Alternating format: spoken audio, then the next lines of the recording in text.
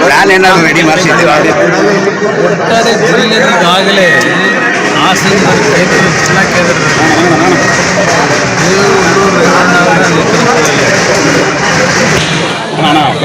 ಕೇಂದ್ರ ಅಭಿವೃದ್ಧಿ ಕೈಗಾರಿಕೆಗಳ ಕಾಣ್ತಾ ಇದ್ದೇವೆ. ಇನ್ನೂ ಅಲ್ಲೇ 1 ಲಕ್ಷ ಗಾರ್ಮೆಂಟ್ ಫ್ಯಾಕ್ಟ್ರಿ ಇದೆ. ಈಗ ಇನ್ನೂ ಸಹ ಅವ್ರ ಕಾಲದಲ್ಲಿ ಜಿಲ್ಲೆಗೆ ಹಲವಾರು ಯೋಜನೆಗಳನ್ನು ತರಬೇಕು ಅಂತಕ್ಕಂಥದ್ದು ನಮ್ಮ ಅಭಿಲಾಷೆ. ಆದರೆ ನಾನು ಕೇಂದ್ರದಿಂದ ಏನಾದರೂ ಕಾರ್ಯಕ್ರಮಗಳನ್ನು ರೂಪಿಸಬೇಕು ಅಂದರೆ ರಾಜ್ಯ ಸರ್ಕಾರದ ಸಹಕಾರವು ಆ ಭೂಮಿಯನ್ನು ಅವರು ಕೊಡಬೇಕಾಗ್ತದೆ, ಸಹಕಾರ ಕೊಡ್ತಾ ಇಲ್ಲ, ಮೂಲಭೂತ ಸೌಕರ್ಯಗಳು ಕೊಡಬೇಕಾಗತ್ತೆ.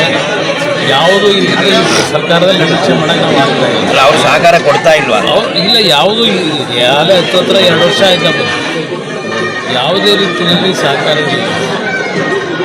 ಸರ್ಕಾರ ನಾವು ಹಲವಾರು ಬಾರಿ ಹೇಳಿದ್ದೀವಿ, ಸಂಘರ್ಷಗಳು ಬೇರೆ, ರಾಜಕಾರಣ ಮಾಡ್ತಕ್ಕಂಥದ್ದು ಬೇರೆ, ರಾಜ್ಯದ ಅಭಿವೃದ್ಧಿಗೆ ಎಲ್ಲ ಕೈ ಜೋಡಿಸಿ ಕೆಲಸ ಮಾಡಬೇಕು ಅಂತಕ್ಕಂಥದ್ದು. ಅದಕ್ಕೆ ಅಲ್ಲಿಂದ ಸರಿಯಾಗಿ ಸ್ಪಂದನೆ ಆದರೆ ಮುಂದಿನ ದಿನಗಳಲ್ಲಿ ನನಗೆ ವಿಶ್ವಾಸ ಇದೆ, ಹೊಳೆನರಸೀಪುರ ಒಂದೇ ಇಲ್ಲ, ಇಡೀ ರಾಜ್ಯದಲ್ಲಿ ದೇವೇಗೌಡರ ಕನಸೇನಿತ್ತು ಅವರು ಸಂಪೂರ್ಣಗೊಳಿಸ್ಲಿಕ್ಕೆ ಆಗಲಿಲ್ಲ. ಕಾರಣ ಅವರು ಅಧಿಕಾರದಲ್ಲಿ ಇದ್ದಂಥ ಅವಧಿ ಭಾಳ ಕಡಿಮೆ. ನಾನು 2 ಬಾರಿ ಮುಖ್ಯಮಂತ್ರಿ ಆಗಿದ್ದು ಅತ್ಯಂತ ಕಡಿಮೆ ಅವಧಿನಲ್ಲಿ, ಅದು ಬೇರೆ ಪಕ್ಷಗಳ ಸಹಕಾರದಲ್ಲಿ ಸರ್ಕಾರ ಮಾಡಿದೆ 2 ಬಾರಿ. ಆದರೆ ಹಲವಾರು ರೀತಿಯ ಕಾರ್ಯಕ್ರಮಗಳು ದೇವೇಗೌಡರ ಹೆಸರಿನಲ್ಲಿ ಅವ್ರಿಗೇನು ಆಸೆ ಇತ್ತು, ಅವರ ಮನಸ್ಸಿಗೆ ತೃಪ್ತಿ ತರ್ತಕ್ಕಂಥ ರೀತಿ ಕೆಲಸ ಮಾಡಿದ್ದಾರೆ. ಇನ್ನೂ ಹಲವಾರು ರೀತಿಯ ಅಭಿವೃದ್ಧಿ ಪೂರ್ವಕವಾದಂಥ ಈ ಕರ್ನಾಟಕ ರಾಜ್ಯ ಇಡೀ ದೇಶದಲ್ಲೇ ಮೊದಲನೇ ಸ್ಥಾನಕ್ಕೆ ಬರ್ತಕ್ಕಂಥ ರೀತಿಯ ಒಂದು ಸರ್ಕಾರದ ಆಡಳಿತ ತರಬೇಕು ಅಂತಕ್ಕಂಥ ಒಂದು ಮನಸ್ಸಿನ ಸಂಕಲ್ಪ ಇದೆ. ನಾವು ಬೆಳೆದಿರ್ತಕ್ಕಂಥ ದೇವಸ್ಥಾನ ಏನಿದೆಯಲ್ಲ ಅತ್ಯಂತ ಪವಿತ್ರವಾದ ದೇವಸ್ಥಾನ.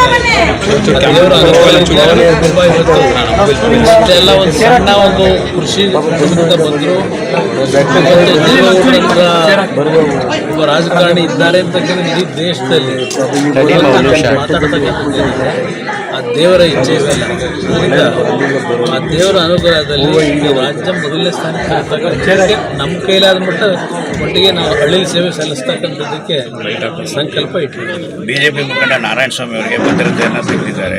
ಈ ಸರ್ಕಾರದಲ್ಲಿ ವಿರೋಧ ಪಕ್ಷಗಳನ್ನು ದಮನ ಮಾಡದೆ ಅವ್ರು ಮೊದಲನೇ ಆದ್ಯತೆ ರಾಜ್ಯದ ಅಭಿವೃದ್ಧಿಗಿಂತ ಹೆಚ್ಚಾಗಿ ಅದನ್ನು ನೋಡ್ತಾ ಇದ್ದಾರೆ.